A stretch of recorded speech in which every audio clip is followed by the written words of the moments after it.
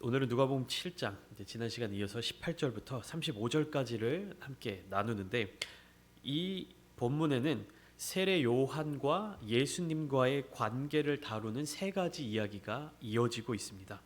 첫 번째는 7장 18절부터 23절까지가 해당되는데요. 여기는 예수님의 정체에 대한 세례 요한의 질문과 거기에 대답해 주시는 예수님의 대답이 나타나고 있습니다. 그리고 두 번째는 7장 24절부터 30절까지 말씀인데요. 여기 본문에서는 세례 요한에 대해서 예수님이 증거하시는, 그러니까 세례 요한이 어떤 자이고 어떤 존재인지에 대해서 예수님께서 말씀해 주시는 부분입니다. 세 번째는 7장 31절부터 35절까지의 내용인데요. 이 세대에 대한 예수님의 정죄에 대한 내용이 나타나고 있습니다.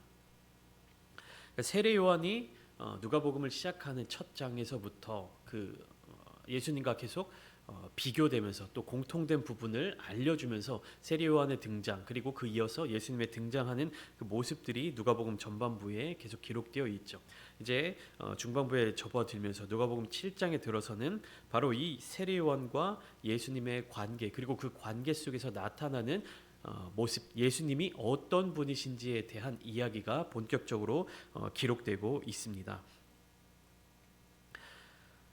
세례 요한의 질문 그리고 예수님의 답변, 이 부분은 어떤 내용이냐면 누가복음을 읽는 독자들 가운데에서도 나타나는 어떤 의혹에 대해서 저자인 누가가 설명해 주는 부분입니다.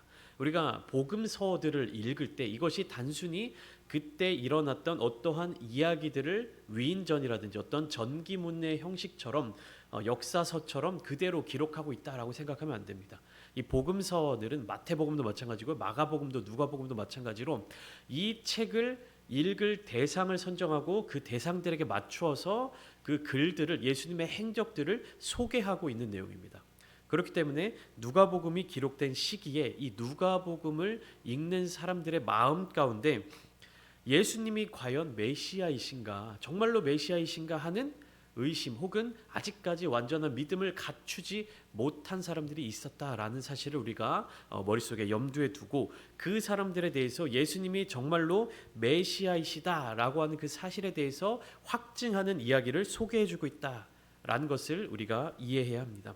즉 오늘날 우리들의 신앙생활 가운데서도, 성도님들 가운데서도, 믿는 그리스도인들 가운데서도 정말 예수님이 우리의 구주이시고 우리의 주인이시고, 그러니까 메시아이신지에 대해서 정말로 믿고 살아가고 있느냐. 우리가 머리로는 알고 지식으로는 알고 들어서는 알고 있지만 예수님이 진정한 메시아, 진정한 그리스도라는 그 사실을 우리 마음 가운데 품고 살아가지 못하고 있다면 오늘 이 본문을 통해서 다시금 우리 자신의 신앙관을 돌이켜 보아야 한다는 것입니다. 예수님의 시대 때, 예수님의 공생의 삶의 자리 가운데 이러한 사건들이 있었구나라는 것을 알고 끝나는 것이 아니라 예수님이 진정한 메시아이시다, 그리고 하나님 나라의 복음을 증거하시기 위해 이 땅에 오셨다, 그리고 예수님이 전해주시는 그 하나님 나라의 복음, 그 질서 가운데 오늘날 살아가는, 오늘날 신앙생활을 하는 우리들도 보고 배우고 순종해야 될 부분들이 있구나 하는 사실을 오늘 본문을 함께 나누시면서 알아가야 한다는 것입니다. 세례 요한은 지금 감옥에 옥에 갇혀 있는 상황입니다. 자신은 분명히 예수님에 대해서, 예수님께서 오실, 즉 메시아가 도래할 그 세계를 준비하는 사명을 갖고 이 땅에 태어났다라고 믿고 있었습니다. 그리고 그렇게 태어났죠. 그렇게 예수님의 길, 그리스도의 길을 준비하면서 세례 요한이 이제 어떻게 됐습니까? 분봉왕 헤롯에 의해서 감옥에 갇히는 신세가 되었습니다. 세례 요한이 전파한 이 메시아에 대한 메시지는 어떤 내용이었냐면 심판자에 대한 내용이었습니다. 회개하고 복음을 믿어라라고 전파한 이유가 무엇입니까? 예수님은 곧 오셔서 메시아로서 오셔서, 즉 심판자로 오셔서 하나님 나라에 합당하지 않는 자들에 대해서 심판하시고 하나님 나라의 복음에 합당한 자들에게 구원을 베푸는 그러한 일들을 행하실 것이다 라고 믿고 있었습니다. 세례 요한은. 그런데 예수님이 이 땅에 오셔서 먼저 행하신 일들은 무엇이었습니까? 요한의 기대와는 좀 다른 모습들을 보여주고 있었죠. 요한은 도덕적으로 부적절한 사람들의 멸망과 심판에 대해서 선포했습니다. 근데 예수님께서는 어떻습니까? 도덕적으로 부적절한 사람들에게 즉시 멸망을 말하거나 즉시 그들을 심판하시지 않고 무엇을 행하십니까? 오히려 그 사람들로 하여금 회복하고 구원을 얻을 수 있도록 그들에게 복음을 전해주고 계시는 모습을 우리는 알 수가 있는 것입니다. 그렇게 세례 요한은 감옥에 갇혀서 아무것도 할 수 없는 그 상황 속에서 내가 전한 메시아, 내가 예비한 그리스도, 이 예수가 정말로 진정한 메시아인가? 그것에 대한 한 가지 우려를 가지고 예수님께 제자들을 보내서 질문을 던지고 있는 것입니다. 18절 말씀을 보실까요? 18절 말씀 어떻게 시작하고 있죠? 요한의 제자들이 이 모든 일을 그에게 알리니라고 기록되어 있습니다. 요한에게도 제자들이 있었습니다. 제자가 있다는 사실은 어떤 것을 의미하냐면 그 사람에게 배우고자 하는 자들이 있었다는 것입니다. 그리고 그가 메시아라고 믿는 사람들도 있었다는 겁니다. 그러니까 세례 요한을 두고 이가 그리스도다, 이가 메시아다라고 하는 것을 믿는 사람들도 있었다는 것이죠. 그리고 세례 요한의 뒤를 따르고자 하는 사람들이 있었다라는 의미입니다. 요한복음 1장에 의하면 요한의 제자였다가 세례 요한의 제자였다가 예수님의 제자가 된 사람들도 있었습니다. 그들은 예수님이 메시아인 줄 알고 예수님을 따르기 시작했던 것이죠. 그러니까 세례 요한의 제자로서 있다가 예수님을 만난 후에 예수님의 제자로 따라간 사람들이 있었다는 얘기죠. 요한복음 1장 35절부터 37절까지 말씀을 보시면 이렇게 기록되어 있습니다. 제가 읽어드릴게요. 또 이튿날 요한이 자기 제자 중 두 사람과 함께 서 있다가 예수께서 건의심을 보고 말하되 보라 하나님의 어린 양이로다.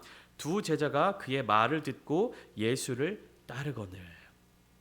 그러니까 세례 요한은 어떤 사람이었냐면 자기의 제자들이 있었습니다. 자기를 따르는 사람들이 있었습니다. 그럼에도 불구하고 예수님을 바라보고 저가 하나님의 어린 양이다, 저가 진정한 메시아다라고 선포한 사람이었습니다.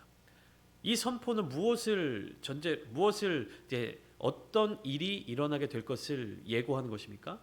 나를 따르던 제자들이 예수에게로 옮겨갈 수도 있다는 사실을 전제하고 있는 것입니다. 사람들이 세례 요한을 보고 저가 진정한 선지자다, 저가 진정한 메시아가 아닌가라는 믿음을 가지고 세례 요한을 따라다니고 그에게 배우려고 제자가 되었는데 그 세례 요한이 나는 그리스도가 아니다, 나는 메시아가 아니다, 진정한 메시아는 따로 있다, 그리고 예수님을 딱 소개해 주는 겁니다. 그럼 어떻게 되는 거예요? 예수님을 따르는 자들, 세례 요한을 따르다가 예수님을 따르는 자들이 생겨나게 되는 것이죠. 제가 좀 전에 읽어드린 요한복음 1장 37절에도 세례 요한의 제자였다가 예수님을 따르게 된 사람들이 등장하고 있지 않습니까? 이 제자가 누구였습니까? 두 사람 중에 한 사람이 바로 베드로의 형제 안드레였습니다. 요한복음 1장 40절 41절에는 이렇게 기록되어 있습니다. 요한의 말을 듣고 예수를 따르는 두 사람 중에 하나는 시몬 베드로의 형제 안드레라. 그가 먼저 자기의 형제 시몬을 찾아 말하되 우리가 메시아를 만났다 하고, 메시아는 번역하면 그리스도라, 이렇게 기록되어 있어요. 그러니까 안드레가 세례 요한의 제자로서 이렇게 살아가고 있다가 예수님을 딱 만난 순간 이가 바로 메시아구나, 우리가 바로 메시아를 만났다 하면서 예수님의 제자가 되는 모습을 요한복음에서 소개해 주고 있는 것입니다. 그러한 요한이 감옥에 갇혀 있을 때 제자들이 이 모든 일을 요한에게 알려주었다라고 18절 말씀은 기록하고 있습니다. 요한의 제자들이 요한에게 알려준 그 모든 일은 무엇이었습니까? 무엇이었을까요? 여러분들 한번 성경을 쭉 우리가 같이 강해 설교를 하면서 성경 통독을 하면서 항상 요 때에 제가 무엇을 보라고 말씀드렸죠? 앞절, 앞본문, 앞에 함께 나누었던 그 본문을 살펴보라고 말씀을 드렸습니다. 이 모든 일, 어떤 일이냐? 누가복음 7장 1절부터 17절까지에 기록되어 있는 내용입니다. 지난 시간 우리가 무엇을 함께 나누었죠? 백부장의 종을 고치신 일, 그리고 과부의 죽은 아들을 살리신 일, 그리고 예수님이 이 일을 행하자 온 유대와 사방에 소문이 두루 퍼지게 되었다라고 하는 그 사실을 요한의 제자들이 요한에게 가서 다 이야기해 준 것입니다. 그러자 요한이 그 제자 중 두 사람을 불러서 예수님께 보내어 이러한 질문을 하도록 만드는데요. 어떤 질문이냐 하면 오실 그이가 당신이오니까 우리가 다른 이를 기다리오리까. 그러니까 오시기로 되어 있는 오신 그 사람이 바로 당신이십니까? 아니면 우리가 다른 사람을 기다려야 합니까? 무슨 말입니까? 당신이 메시아입니까? 메시아가 아닙니까? 라고 하는 것을 물어보는 거예요. 메시아가 아니면 다른 오실 메시아를 기다려야 하니까.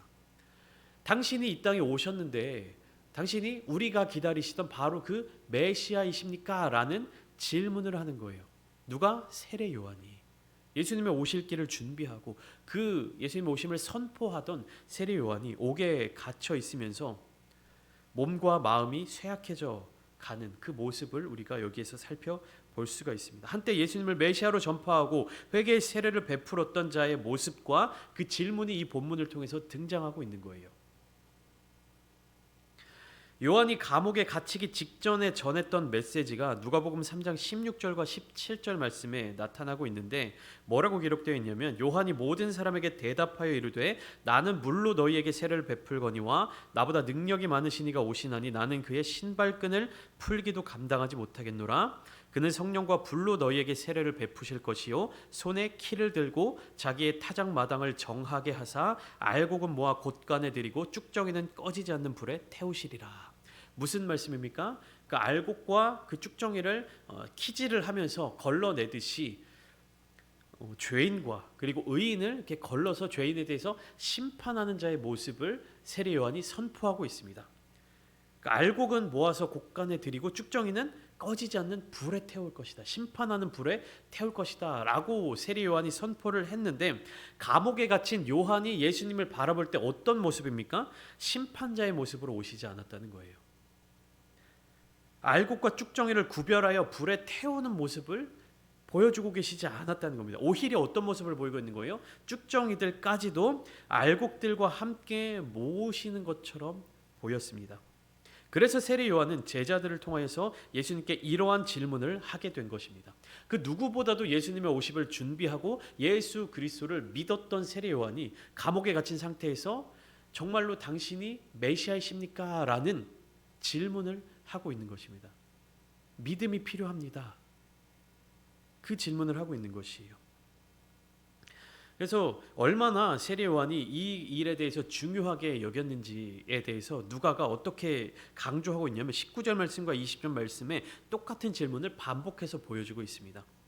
19절 말씀은 요한이 제자들에게 부탁하는 그 질문의 내용이 담겨져 있고 20절은 요한의 제자들이 예수님께 가서 직접 그 질문을 하는 모습이 담겨져 있습니다. 오실 그분이 당신이십니까?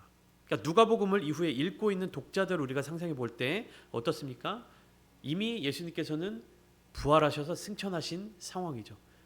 그래서 누가복음을 읽는 사람들이 부활 승천하신 예수가 과연 진짜로 우리가 기다리고 있던 메시아가 맞느냐?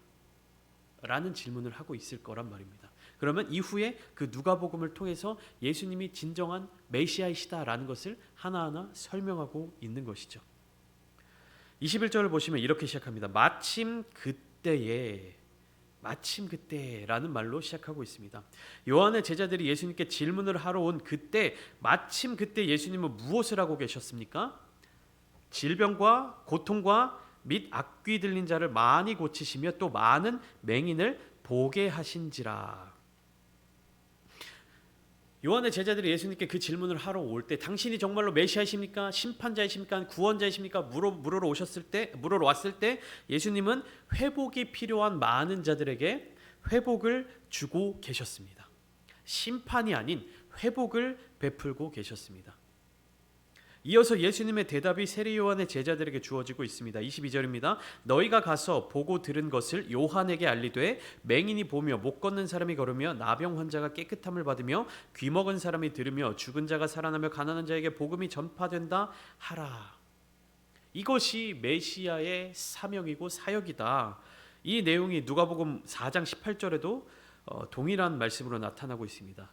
예수님께서 나사렛 회당에서 가르치실 때 이사야의 말씀을 펴서 그 말씀을 읽는 장면이 나타나죠. 가난한 자에게 복음을, 포로된 자에게 자유를, 눈먼 자에게 다시 보게 함을 전파하며 눌린 자를 자유롭게 하며 주의 은혜의 해를 전파하게 하려 함이니라. 이사야서에 나온 말씀을 예수님께서 인용하시고 읽으시는 모습을 누가복음 4장에서 우리가 살펴보았었죠. 결국에 구원자로서 또 심판자로서 이 모습이 단면적인 모습으로 드러나고 있는 것이 아니라 하나님의 뜻을 이루어 가고 있는 것을 알려주시는 겁니다. 하나님의 뜻은 죄인들을 심판하는 것에도 있지만 그 죄인들이 회복되어 돌아올 수만 있다면, 그 죄인들이 회개하여 돌아올 수만 있다면, 그들로 하여금 복음의 은혜를 경험할 수 있게만 한다면 그들조차도 구원하시고자 하는 하나님의 그 사랑을 예수님께서는 이 땅 가운데 전하고 계신 것입니다. 세례요한이 이러한 질문을 하면 예수님이 어떤 생각이 드실 수도 있을까요? 너 왜 이렇게 믿음이 약해졌냐? 너 그런 사람 아니었지 않냐? 믿음 똑바로 지키고 감옥 안에 있다고 이렇게 믿음 허투루 하면 안 되지 않냐? 이렇게 말씀하실 수 있습니다. 그렇지만 예수님은 그러한 세례 요한에 대해서 거기에 모여 있는 사람들에게 말씀해 주고 계세요. 요한의 제자들이 떠난 후에 24절을 보면 요한이 보낸 자가 떠난 후에 예수께서 무리에게 요한에 대하여 말씀하시되, 그러니까 요한에 대해서 예수님이 이야기해 주시는 것이죠. 너희가 무엇을 보려고 광야에 나갔더냐? 요한이 광야에서 삶을 살았죠. 광야에서 또 복음을 전파하고 세례 요한의 삶과 그의 선포하는 메시지에 대해서 예수님이 이야기하시는 것입니다. 너희가 무엇을 보려고 광야에 나갔더냐? 24절 첫 번째, 바람에 흔들리는 갈대냐? 너희가 바람에 흔들리는 갈대를 보려고 광야에 나아갔냐? 갈대는 무엇입니까? 약하고 변덕스러운 것을 가리킵니다. 바람에 막 흔들리고 이리저리 휘어지고. 근데 세례 요한이 약하고 변덕스러운 사람이었습니까? 갈대 같은 사람이었습니까? 아니었죠. 대쪽 같은 사람이었죠. 요한은 약하고 변덕스러운 사람이 아니라 강하고 심지가 굳은 사람이었습니다. 25절 말씀을 보시면 부드러운 옷을 입은 사람이냐? 너희가 무엇을 보려고 나갔더냐? 부드러운 옷 입은 사람이냐? 부드러운 옷은 이후에 나오는 말씀과 동일하죠. 화려한 옷을 입고 사치하게 지내는 자는 왕궁에 있다. 세례 요한은 부드러운 옷을 입은 자가 아니다. 사치하고 화려한 옷을 입은 사람이 아니다. 오히려 그렇게 화려한 옷을 입고 사치하게 지내는 자로 말미암아 감옥에 갇히게 된 자다. 부드러운 옷을 입은 사람은 왕궁에 있다. 세례 요한은 지금 감옥에 있다. 26절입니다. 그러면 너희가 무엇을 보려고 나갔더냐? 선지자냐? 옳다. 내가 너희에게 이르노니 선지자보다 훌륭한 자니라. 예수님은 요한을 선지자 혹은 예언자로 인정하고 있습니다. 그러나 다만 선지자로만 보고 있는 것이 아니라 선지자보다 더 나은 사람으로 인정하고 있는 것입니다. 요한은 어떤 사람이었냐면 메시아의 길을 준비하는 사람이었습니다. 요한은 그리스도의 사자로서의 역할을 감당하는 사람이었습니다. 또한 예수님께서는 바로 그 요한이 예비한 그 길을 진정한 메시아로서 걸어가셨습니다. 요한도 분명한 사명을 받은 사람이었고 예수님도 진정한 메시아였죠. 그러니까 요한이 있고 요한의 사역이 있고 그 뒤에 예수님의 사역이 이어지고 있는 것입니다. 요한의 사역으로 말미암아 예수님의 사역이 증명되는 것이고요. 예수님의 사역으로 말미암아 요한의 이 사역이 증명되는 것입니다. 그러니까 서로가 서로를 세워주는 관계, 그리고 서로가 서로를 예수님의 어떤 사역으로 말미암아 세례 요한의 사역이 인정받는, 그리고 세례 요한의 사역으로 말미암아 예수님의 사역이 세움받는 그러한 관계에 있는 것입니다. 그러한 세례 요한의 믿음이 연약해져 있고 예수 그리스도에 대한 확신이 필요할 때 예수님은 그 믿음에 대한 그 반응에 대한 메시지를 보내주고 계신 것이지요. 이 세대들이 바라보고 있는 것은 세례 요한이고 또 예수 그리스도입니다. 그때 당시에 유대인들 복음이 전파되고 있는 그 환경 속에서 바라보고 있는 그 사람들이 바라보고 있는 선지자 메시아는 바로 세례 요한과 같은 사람이 있고 또 예수 그리스도를 바라보았던 것이죠. 이 두 사람의 사역의 어떤 모습, 사역의 스타일은 정반대되는 모습을 가지고 있는 것입니다. 그러면 우리가 생각할 때 복음을 증거하는 자의 모습이 달라 보인다라고 하면 어떠해야 됩니까? 내가 이것을 비판하고 내가 어떤 이 모습을 비난하면 다른 모습은 인정해야 되는 거잖아요. 근데 예수 그리스도의 복음을 받아들이지 않는 사람들의 모습이 뒤에 나타나 있는데요. 어떤 모습을 갖고 있냐면 세례 요한도 인정하지 않고 예수 그리스도도 인정하지 않는 모습을 보여주고 있는 것입니다. 29절과 30절 말씀을 보시면 모든 백성과 세리들은 이미 요한의 세례를 받은지라 이 말씀을 듣고 하나님을 의롭다 하되, 예수님의 말씀을 들은 사람들이 요한의 세례를 받은 자 중에 있었는데 이 말씀을 듣고 하나님을 의롭다, 하나님을 찬양하는 모습을 보여주고 있는 것입니다. 그런데 30절에 바리새인과 율법 교사들은 요한의 세례를 받지 아니하므로 그들 자신을 위한 하나님의 뜻을 저버리니라. 요한의 세례는 뭡니까? 회개하게 하는 세례였죠. 그러니까 회개하고 하나님 앞에 나아가는 자는 예수님의 말씀을 듣고 하나님을 알게 되고 하나님께 영광을 돌리고 이러한 삶을 살아가는데, 회개하지 않는 자, 성령을 구하지 않는 자, 그 말씀대로 따라 살아가지 않는 자들은 어떻습니까? 예수님의 말씀을 듣더라도 그 말씀을 통해서 나타나고 있는 하나님의 뜻을 알지 못한다는 거예요. 그 사람들에 대해서 예수님이 비유의 말씀을 31절과 32절에서 이렇게 말씀하고 계십니다. 비유하건대 아이들이 장터에 앉아 서로 불러 이르되 우리가 너희를 향하여 피리를 불어도 너희가 춤추지 않고 우리가 곡하여도 너희가 울지 아니하였다 함과 같도다. 어떤 모습들을 가지고 있습니까? 장터에 앉아 있는 아이들이 피리를 불면서 춤추는 것을 요청하는 아이들이 있고, 또 한쪽에는 또 곡하는 모습 이 나타나고 있습니다. 피리를 불면 무엇을 해야 됩니까? 춤추고 이제 잔치를 벌여야 되는 것이죠. 근데 내가 피리를 부는데 왜 너희는 춤추지 않냐? 그리고 곡하는 모습을 보면 어떻게 같이 놀려면 아이들이 소꿉놀이 하듯이 내가 막 울고 있고 곡하고 있으면 같이 따라 울고 같이 슬퍼하는 모습을 보여야 되는데 그러한 모습을 갖추고 있지 않다라는 것입니다. 아이들이 노는 모습을 한번 상상해 보세요. 무리지어서 같은 놀이를 하면서 놀고 있는데, 야 우리 신나게 재밌게 놀자 하는데 나 너희랑 안 놀아 하면서 막 그게 어울리지 않으려는 아이들의 모습. 나 너희가 하라는 대로 하기 싫어 이러면서 이 무리 가운데로 들어오지 않는 아이들의 그 모습을 한번 상상해 보십시오. 예수님께서도 그러한 모습을 비유로서 말씀해 주고 계신 것입니다.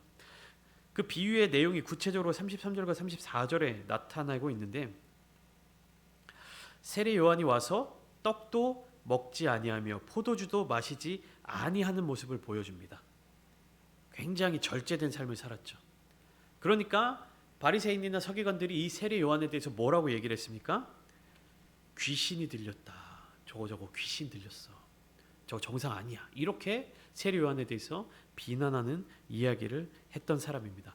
그 먹지도 않고 마시지도 않는 세례 요한에 대해서 비난하던 사람들이 예수님은 오셔서 어떻게 했습니까? 먹고 마셨습니다. 그거에 대해서는 뭐라고 얘기를 합니까? 먹기를 탐하고 탐욕스럽고 포도주를 즐기는 사람이다. 이렇게 비난하고 있는 것입니다. 완전히 상반된 모습을 갖추고 있는데 그 상반된 모습에 대해서 다 비난하고 있는 거예요.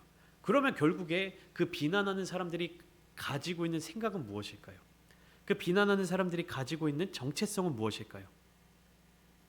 우리는 알 수가 없죠. 그냥 비난하고 있는 겁니다. 그냥 마음에 들지 않는 것입니다. 너희 내 마음에 들지 않으니까 나 너네랑 안 놀아. 아이들이 이렇게 하잖아. 나 너 싫어. 나 너랑 안 놀아. 네가 하자는 대로 안 할 거야. 이런 모습을 보여주듯이 세례 요한의 모습 가운데에서도 비난하고 예수 그리스도의 모습 가운데에서도 비난하는 그 세대의 바리새인과 율법 교사들에 대해서 예수님이 이렇게 이야기하고 계시는 것입니다. 하나님의 나라는 어떤 나라입니까? 모두가 함께 예수 그리스도로 말미암아 축제의 자리 가운데, 기쁨의 자리 가운데로 나아오는 것이 하나님의 나라이고 하나님 나라의 질서입니다. 그런데 그 하나님 나라의 기쁨이 넘쳐야 되고 감사가 넘쳐야 되고 하나님을 찬양하고 하나님께 영광 돌리는 모습들이 넘쳐야 되는 그곳에서 하나님을 찬양하지 못하고 기뻐하지 못하고 세례 요한도 비난하고 예수 그리스도에 대해서도 비난하는 자들의 모습이 바로 그곳에 있었다는 것입니다. 예수님께서 복음을 증거한다 할지라도, 세례 요한이 회개하는 세례를 베풀고 그 말씀을 전파한다 할지라도 그 말씀에 대해서 받아들이지 않는 사람들이 그곳에 있었다는 것입니다.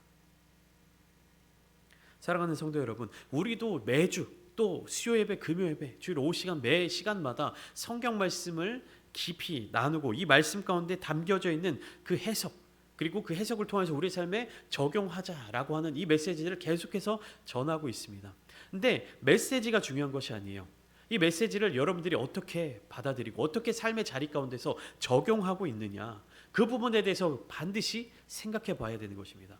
우리가 함께 이렇게 말씀을 나누면서 머리로는 지식적인 부분들을 이해하고 성경이 이런 뜻이구나 라는 사실을 알게 되는데, 그 사실과 우리의 삶의 모습이 동떨어져 있다면, 배운 것에 대해서, 우리가 들은 것에 대해서 실천하지 않는다면 과연 우리가 하나님의 나라를 이 땅 가운데서 누리고 있다라고 말할 수 있을까요?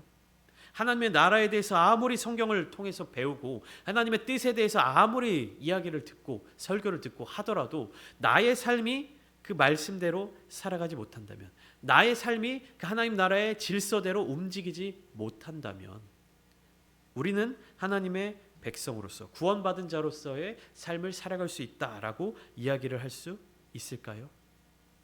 아는 것이 중요한 것이 아닙니다. 듣고 알게 된 것에 대해서 우리가 어떠한 자세를 가지게 되는지, 어떠한 태도를 가지게 되는지. 우리가 기도하는 이유가 무엇입니까? 말씀을 듣고 기도하는 이유가 무엇이에요? 하나님의 뜻을 우리의 삶의 자리 가운데 이루기 위해서가 아닙니까? 계속해서 누가복음을 통해서 우리가 배우고 있는 것이 무엇입니까? 하나님의 뜻, 하나님의 마음, 그리고 하나님의 마음이 이 땅 가운데 어떻게 주어지고 있는지에 대해서 배워가고 있는 것 아닙니까? 이 말씀들을 통해서 우리 자신들을 돌아보기를 원합니다. 예수님이 어떤 분이신지를 분명하게 깨닫고 그분이 나에게 어떤 분이신지를 우리의 마음으로, 우리의 영으로 온전히 받아들이기를 소망합니다. 예수님은 다른 사람들의 예수님이 아니에요. 역사 속의 예수님이 아니에요. 우리의 삶의 자리 가운데 내 마음속에 주인이 되셔야 될 분입니다. 여러분들 마음속에 주님을 정말로 주인으로 모시며 살아가고 계십니까? 여러분들의 삶의 모습 속에서 진정으로 예수님을 기억하며 살아가고 계십니까? 정말로 여러분들의 마음속에서 하나님의 뜻이 무엇인지를 날마다 물으며 살아가고 계십니까?